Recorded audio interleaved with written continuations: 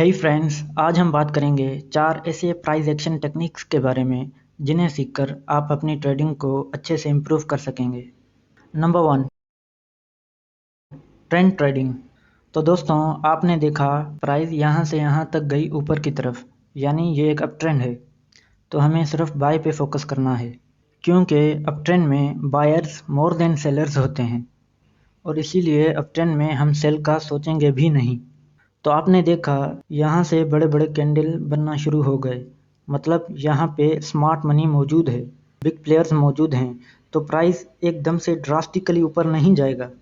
Price कुछ इस तरह हायर हाई लोअर लो बनाते हुए ऊपर जाएगा, क्योंकि स्मार्ट मनी हर एक डिप पे बाय करता है और हमें भी इसी ही डिप का फ़ायदा उठाना है, यहाँ पर बाय करना है। और रही बात एग्ज़िट की, तो एग्ज़िट पे मैंने एक डिटेल वीडियो बनाई हुई है, आप जाकर देख सकते हैं, डिस्क्रिप्शन में उस वीडियो का लिंक होगा। अगेन, यहाँ से यहाँ तक सब कुछ ठीक चल रहा था, लेकिन अचानक ये रेड कैंडल्स बनना शुरू हो गई, मतलब कि स्मार्ट मनी या बिग प्लेयर्स अपना प्रॉफिट बुक कर रहे हैं। रिमेंबर, स्मार्ट मनी सिर्फ बाय कर सकता है, वो शॉर्ट सेल नहीं कर सकता। कि आपने सोचा कि अप ट्रेंड की तरह हम डाउन ट्रेंड में भी हर एक डिप पे अपनी पोजीशन बनाएंगे, तो ऐसा करना बिल्कुल ही गलत होगा, क्योंकि हम सिर्फ स्मार्ट मनी को फॉलो कर रहे हैं और स्मार्ट मनी सिर्फ बाय कर सकता है, वो शॉर्ट सेल कर ही नहीं सकता, क्योंकि ब्रोकर उसे अलाउ ही नहीं करता शॉर्ट सेल करने को। इसीलिए अप ट्रेंड में प्राइस ड्रास्टिकली ऊपर नहीं जाता, लेकिन डाउन ट्रेंड में प्राइस ड्रास्टिकली गिरता है। तो आपको डाउन ट्रेंड में थोड़ा संभल कर ट्रेड करना होता है। Acceleration plus D acceleration with shadow candle. यहाँ आप देख सकते हैं मार्केट इस लेवल तक ऊपर जा रहा है, फिर यहाँ से रिवर्स हो जाता है। तो यहाँ हमने एक रेजिस्टेंस लेवल ड्रॉ किया कुछ इस तरह, देन प्राइस वापस इस लेवल को हिट करता है। अब आप प्राइस के मोमेंटम को ध्यान से देखें। जब प्राइस यहाँ से चलना शुरू किया था तो बड़े कैंडल्स बनना शुरू हुए थे, मतलब प्राइस फास्टली चल रहा था, जिसे हम एक्सेलरेशन कहते हैं। जैसा कि हम सबको पता है कि जो की लेवल्स होते हैं वो प्राइस के लिए हर्डल्स का काम करते हैं, यानी रुकावट का काम करते हैं, जहां प्राइस रुकने के बाद आगे जा सकता है या फिर रिवर्स हो जाता है। अब देखिए, जब प्राइस अपने की लेवल को अप्रोच करता है तब कैंडल्स का साइज छोटा होता जाता है, मतलब यहाँ मोमेंटम लो है, प्राइस अब स्लोली आगे बढ़ रहा है, जिसे हम डी एक्सेलरेशन कहते हैं। आपने बहुत बार नोटिस किया होगा, जब भी प्राइस की लेवल के पास होता है, मतलब सपोर्ट या रेजिस्टेंस के पास होता है, तो हमें थोड़ा सा पॉज देखने को मिलता है और इस रुकावट के बाद या तो मार्केट रिवर्स हो जाता है या फिर सेम डायरेक्शन में आगे कंटिन्यू करता है, पर की लेवल के पास मार्केट थोड़ा रिएक्ट ज़रूर करता है। तो कैसे कंफर्म करें कि ये रिवर्स होगा या फिर आगे कंटिन्यू करेगा? ये बहुत सिंपल है।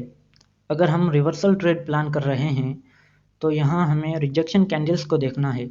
नेक्स्ट, तो यहाँ हमारे पास एक लॉन्ग विक रिजेक्शन कैंडल है। इसका शेडो हमें ये शो करता है कि पहले बायर्स रेजिस्टेंस लेवल को ब्रेक करके प्राइस को ऊपर लेके जाते हैं, बट रेजिस्टेंस लेवल के ऊपर सस्टेन नहीं कर पाते।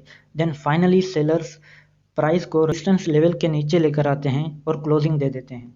तो इस कैंडल पर हमें एक सेलिंग प्रेशर देखने को मिलता है। तो जब हमें रेजिस्टेंस पर सेलिंग प्रेशर देखने को मिलता है तो ये हमें इंडिकेट करता है अब प्राइस यहाँ से नीचे जा सकता है।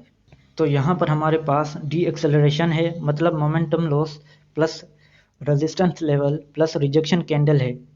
तो हम कंफर्मेशन कैंडल का वेट करेंगे। अगर नेक्स्ट कैंडल इस रिजेक्शन कैंडल का लो ब्रेक करता है तो हम यहाँ पर शॉर्ट सेल कर सकते हैं।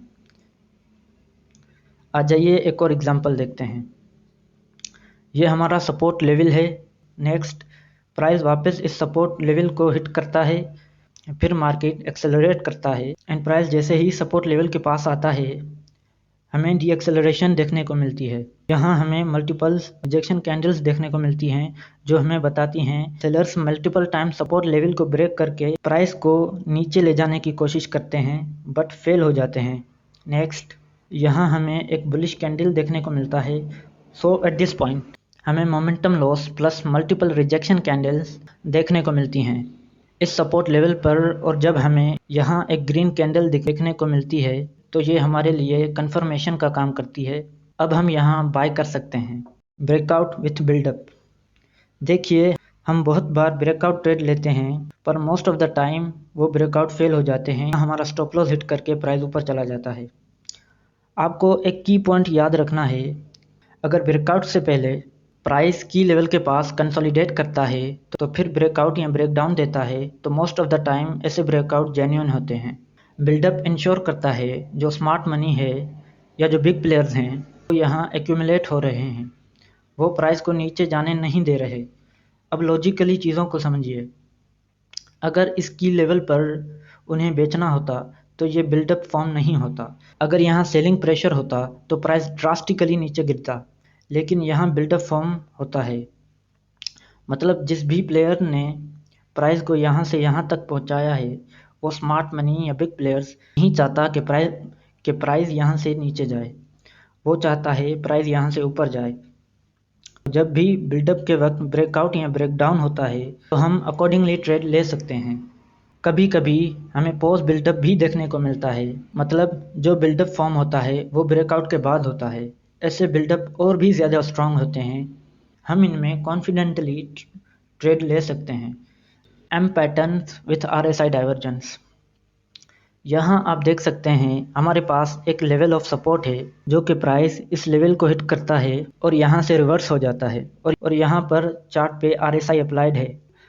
प्राइस वापस जब इस लेवल को हिट करता है तो यहाँ हमारे पास W पैटर्न है। अगर हम प्राइस और RSI को देखें तो there is a divergence between price and indicator. यहाँ देखिए प्राइस यहाँ डबल बॉटम बनाता है, but at the same time RSI higher bottom बनाता है, मतलब हमारे पास एक बुलिश डाइवर्जन है।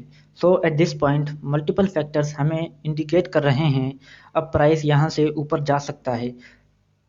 फर्स्ट सपोर्ट लेवल, दूसरा RSI बुलिश डाइवर्जेंस, और थर्ड ये W पैटर्न। सो जब प्राइस इस लेवल को ब्रेक कर देता है तो आप यहाँ बाय कर सकते हैं। सेम इसी तरह हमें रेजिस्टेंस लेवल पर M पैटर्न देखने को मिलता है विथ RSI डाइवर्जेंस, तो हम इसके लो ब्रेक पर शॉर्ट कर सकते हैं। अब मैं जो आपको बता रहा हूँ ये कोई स्ट्रैटेजी नहीं है बल्कि एक प्राइस एक्शन टिप है। अगर आप ब्रेकआउट पे ट्रेड लेते हो या चार्ट पैटर्न या जिस भी बेस पे आप ट्रेड लेते हो, आपको बस एक चीज़ देखना है। सपोज आप 1 आवर टाइम फ्रेम में बाय सिग्नल मिलता है तो ट्रेड लेने के पहले आप बस इतना देखिए आपके एंट्री पॉइंट के आसपास बड़े टाइम फ्रेम का की लेवल तो नहीं, क्योंकि बड़े टाइम फ्रेम का की लेवल छोटे टाइम फ्रेम के लिए स्ट्रॉन्ग हर्डल्स का काम करते हैं, मतलब कि रुकावट का काम करते हैं। सपोज हम यहाँ बाय करते हैं और इसके जस्ट ऊपर बड़े टाइम फ्रेम का रेजिस्टेंस है। चूँकि छोटे टाइम फ्रेम में हमें ये लेवल नहीं दिखा और हमने यहाँ ट्रेड ले लिया, but there is a possibility कि प्राइस यहाँ से रिवर्स हो जाएगा। और वीडियो पसंद आए तो चैनल को लाइक शेयर सब्सक्राइब ज़रूर करना। मिलते हैं इंशाल्लाह आपसे नेक्स्ट वीडियो में, तब तक के लिए अल्लाह हाफ़िज़।